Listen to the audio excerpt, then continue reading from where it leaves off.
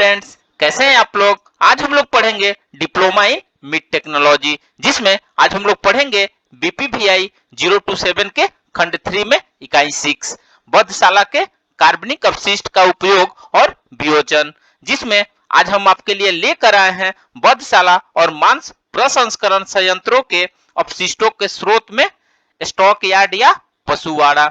तो video start करने से पहले जो भी फ्रेंड्स हमारे चैनल पर नए आए हैं, कृपया चैनल को सब्सक्राइब कर ले और बेल आइकन को प्रेस कर दे, ताकि जो भी लेटेस्ट वीडियो हमारे चैनल पे आए वो सबसे पहले आपको मिल सके। तो आइए ज्यादा टाइम को न किल करते हुए चलते हैं अपने टॉपिक पर। बद्धशाला के कार्बनिक अपशिष्ट का उपयोग और वियोजन में बद्धशाला और मांस प्रसंस्करण संयंत्रों के अपशिष्टों के स्रोत में स्टॉक यार्ड या पशुवाड़ा के बारे में पढ़ते हैं।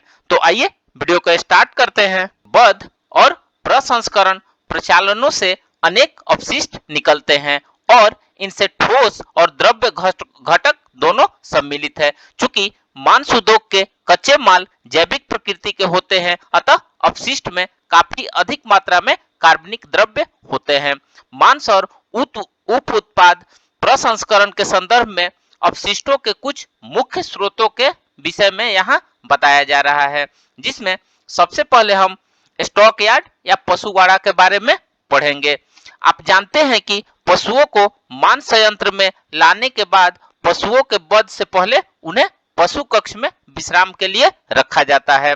इस अवधि में अपशिष्ट प्रमुख रूप से पशुओं के मल और मूत्र से और कुछ मात्रा में अस्वच्छ पशुओं पर लगी धूल और गंदगी से आता है।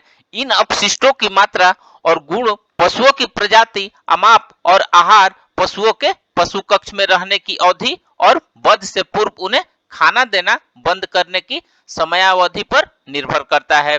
इन अपशिष्टों में नाइट्रोजन की मात्रा बहुत अधिक होती है। मूत्र कार्बनिक नाइट्रोजन का मुख्य स्रोत है। स्टॉक यार्ड या पशुवाड़े के अपशिष्ट जल में नाइट्रोजन की मात्रा कम करने के लिए उपयोग की जाने वाली शुष्क सफाई और प्राथमिक उपचार की तकनीकों की प्रभाविता को कम कर देता है।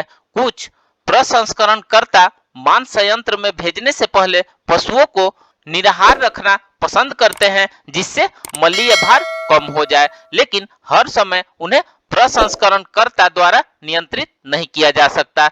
सामान्यतः अपशिष्ट काफी बड़ी मात्रा में जल का उपयोग इन अपशिष्टों को स्टॉक यार्ड या अपशिष्ट जल की नलियों में बहाने के लिए किया जाता है। फिर ठोस अपशिष्ट को अवसादन द्वारा अथवा छानकर पृथक कर लिया जाता है। वैकल्पिक रूप से मूत्र को अपशिष्ट जल के साथ बहा दिया जाता है और मल को कुछ दिनों तक फर्श की जाली के नीचे संचित होने दिया जाता है। यदि इस प्रकार के फर्श का उपयोग किया जाता है, फिर ठोसीकृत और कुछ सूखे मल को छानकर एकत्रित कर लिया जाता है। मल को सूखने के बाद एकत्रित करना बेहतर होता है, लेकिन ये सभी जगहों पर संभव नहीं है। आइए अब नेक्स्ट देखते हैं रक्त संचयन और प्रसंस्करण। सामान्यतः रक्त को पशुओं को से वध के बाद एकत्रित किया जाता है। इसे स्वच्छतापूर्ण तरीके से एकत्रित करना चाहिए, क्योंकि इसका उपयोग खाद्य वस्तुओं में भी किया जा सकता है और इसे अखाद्य प्रसंस्करण के लिए भी एकत्रित किया जा सकता है। प्रचलित रूप से रक्त को एक संग्रहण गर्त अथवा द्रोणी में एकत्रित किया जाता है। रक्त न सिर्फ वध किए गए पशु का रक्तस्राव करवाते समय रक्त संचयन क्षेत्र में आता है, बल्कि खाल और चर्म निकालते समय, सिर कटने और कटाई के काल में भी रक्त धीरे धीरे टपकता रहता है। रक्त के गिरने की मात्रा कम नहीं होती है, लेकिन यह बड़े क्षेत्र में पतली परत के रूप में फैल जाता है और नियमित रूप से बहा दिया जाता है। चूंकि रक्त तेजी से स्कंदित होता है, अतः कार्कस के नीचे के फर्श से रक्त को सूखी सफाई द्वारा अथवा एक पात्र में इसे भरकर एकत्रित कर लिया जाता है। काफी मात्रा में रक्त कार्कस चिलर के फर्श की धुलाई और खाद और चर्म की आरंभिक धुलाई और शीतन से अपशिष्ट जल धारा में बह जाता है। आप जानते हैं कि रक्त में कुल ठोसों और नाइट्रोजन की अधिक सांद्रता और उच्च ऑक्सीजन की मांग होती है, अतः अपशिष्ट जल में रक्त की थोड़ी हानि से भी अपशिष्टों का प्रदूषक भार और उपचार की लागत बढ़ जाती है। उदाहरण के लिए गाय कारकस से 2 लीटर रक्त निकलने से 15% रक्त उत्पादन बढ़ सकता है और अपशिष्ट जल में रासायनिक ऑक्सीजन की मांग 600 ग्राम और नाइट्रोजन भार 60 ग्राम तक कम हो सकता है।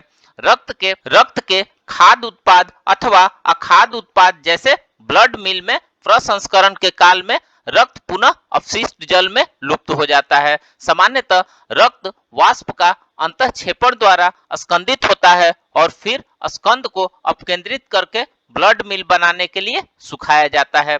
अतः ठोस रक्त स्कंदन, पृथक्करण, शुष्कन और रक्त की टंकियों की सफाई के काल में लुप्त हो सकता है।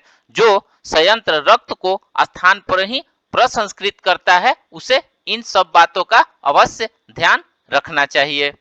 तो फ्रेंड्स, इस प्रकार से आज हमने बधशाला के कार्बनिक अपशिष्ट का उपयोग और वियोजन, जिसमें बधशाला और मांस प्रसंस्करण संयंत्रों के अपशिष्टों के स्रोत में स्टॉक यार्ड या पशुवाड़ा के बारे में पढ़ा। तो मिलते हैं एक नए वीडियो के साथ में, तब तक से हमारे चैनल पे बने रहिए। धन्यवाद।